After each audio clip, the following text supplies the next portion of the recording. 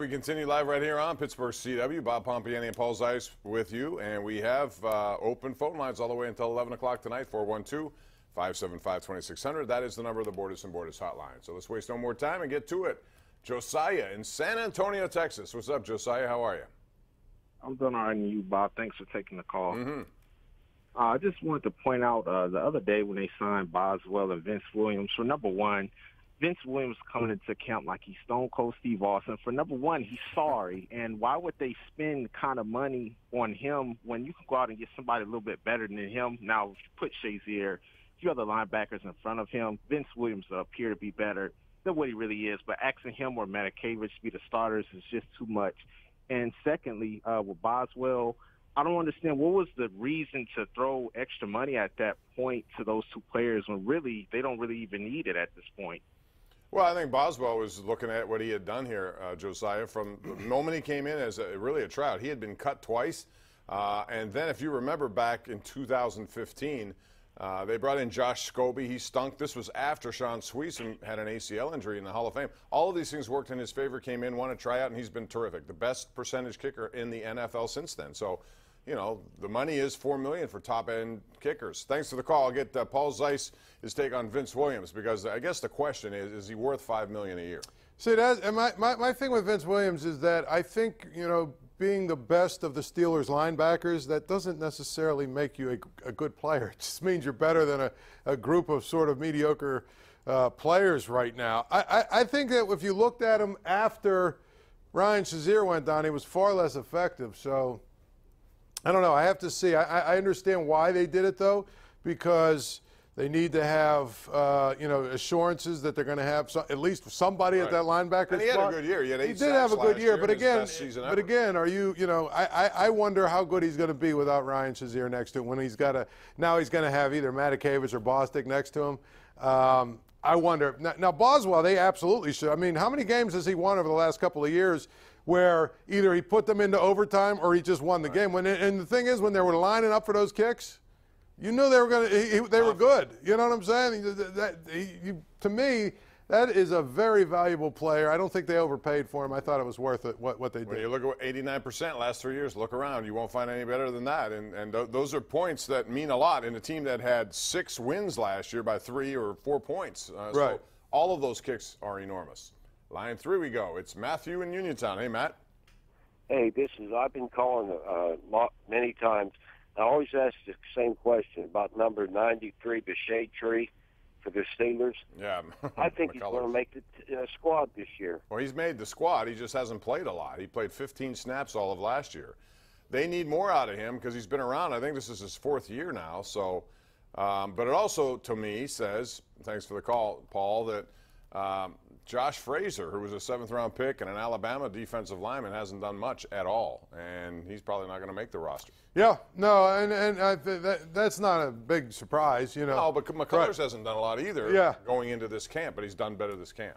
That's the thing. I mean, they're going to have so few of these kinds of decisions to make. If you really think about it, I mean, you and I could sit here right now, and what do they have, 53-man roster? Yep. I bet you we could sit here right now on this piece of paper, write down who we think is going to make the roster, and we would get like 51 out of 53, if not 52 or 53, depending on what, you know what I'm saying? Yeah, there could be a little bit more surprises in there. There's not many though, Bob. If you really look at the depth chart, you know, I understand. maybe like one. All right, let me ask you this, since we'll play that game. How about wide receiver? Yeah. Because I think it comes down to one spot available. Right. Really. They like Darius Hayward-Bay. Because he does special teams too. They like Justin Hunter just because he's a veteran. He's been around, you know, in games that we haven't seen all that much. But they like those two guys. And when you put them after the top 3 of Brown, Juju Smith-Schuster, and James Washington, who is secured, you leave one spot. And I would think at this point it's Marcus Tucker or Damone Patterson, one of those two. Yeah, or they might just go with 5 guys. They could. You know what I mean? Which it wouldn't shock me if they do. I mean, or, you know, the interesting one, I guess, is Quadri Henderson. I don't see how he makes the team. Would you agree with that? Well, I'll tell you what. I've been a little bit critical only because, you know, he came out as a kick returner. He knew that punt return was going to be his only way. He made 2 fair catches in our last game that I thought were very returnable. And if you're him, you take a chance. You can't take fair catches. You just take it and go. Even if there's someone on you, try to make a play because that's going to be your defining moment. Right, exactly. That's the only thing I think with him. So, again, we're talking about one receiver spot, you know, maybe one linebacker spot or defensive back spot. I mean, there's a couple, like 2 or 3 spots where you say, okay, but for the most part, we could probably sit here and come up with just about everybody that's going to make the team. You're probably right. Let's go to Bob in Indiana. Hey, Bob, how are you? Good. Hey, thanks for the call, Bob. Yeah. Hey, I have a question here on Josh Bell. Last year when McCutcheon left, it was like they were going to make him the face of the Pirates, and really he hasn't done anything. Not even is his offensive ability fallen by the wayside. His defensive, he just looks lost at first base. He's had more errors, more botched balls, caused more extra innings to go on because of his play.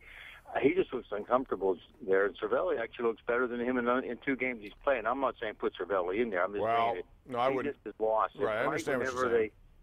And so like that, whenever Hurdle put him in the pinch hit, I think they've been better off just letting Musgrove hit because he's really done nothing at the plate. I think, you say Cervelli, he made a bad throw. It should have been a double play ball on a grounder that went to him. And he made a wide throw to Hechavarria, which allowed a runner to get to second and eventually score a run.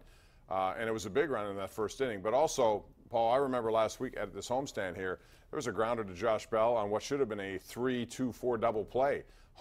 First to home, and Frazier covered, and he made a bad throw in the dirt. Cervelli couldn't do anything, just try to field it, and he couldn't make a throw to first. And that's not an error, but that's a bad play. It's not an error, but the other thing, if he makes the double play, the fly ball that's next is the third out of the inning, and instead it was a sacrifice fly that turned out to be the winning run in a 2-1 game. So, Josh Bell's not good. You know what? He doesn't have a lot of really good instincts to play the field. He's not a good defensive player. And so you talk about the Pirates and some of their problems. One of their biggest problems, they're not very good defensively. They got too many guys who aren't good. So, that's why there's 2 young kids in the middle that they need to see what they have in those guys. Newman and Kramer, bring them up and let them play because maybe they solidify the defense a little bit. All right, one more call, then we'll go to a break, and that will be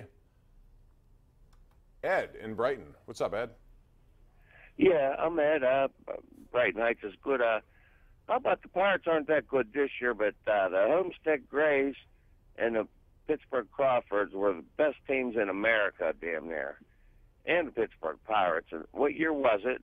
And I can't find home plate in between the 2 stadiums. Boy, you came out of nowhere with that one. What did that mean? I have no idea what that. I don't know. Did they leave home plate intact when they got rid of Three River Stadium? Is there like a place in the parking lot? I don't know, but why are we talking about that? Why did I go to that call? We should go to a break. Yeah, I have no idea.